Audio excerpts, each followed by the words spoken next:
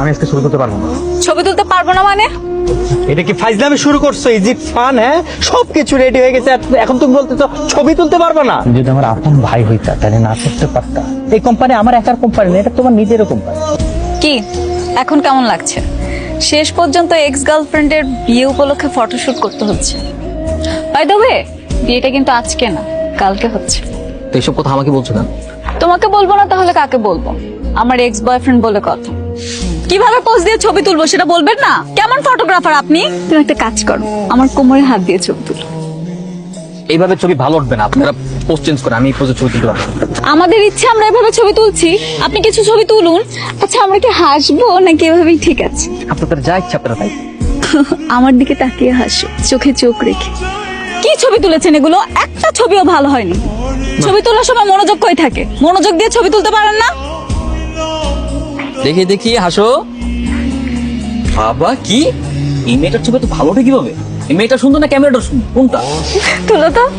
মানে তুমি দেখো, একটা ছবিও সুন্দর হয়নি। তুমি তুলেছো তাই তোমার কাছে সুন্দর লাগছে।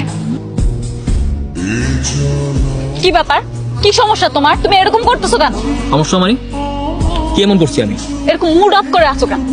আমরা এখানে কাপল ফটোশুট করতে আসছি, এমন ভাবে ছবি তুলতেছো যেন মরা বাড়ির ছবি তুলতে আসছো। হাসতে পারো না তুমি? না, আমি হাসতে পারি না। এখানে আমার ছবি তোলা হচ্ছে না যে আমাকে হাসতেই হবে। ও হ্যাঁ, হাসবে কি করে? তোমার তো কষ্ট লাগতেছে তাই না? আমার কষ্ট লাগবে কেন? আমার কোনো কষ্ট নাই। আমি এখানে আমার প্রফেশনাল কাজে আসছি, আমার কষ্ট লাগার কি আছে এখানে? এক্স গার্লফ্রেন্ডের বিয়ে ঠিক হয়ে গেছে, সে আরেকজনের সাথে ছবি তুলতেছে, তোমার তো কষ্ট লাগবে। এতই যখন কষ্ট লাগতেছে তাহলে ব্রেকআপ কেন করছি?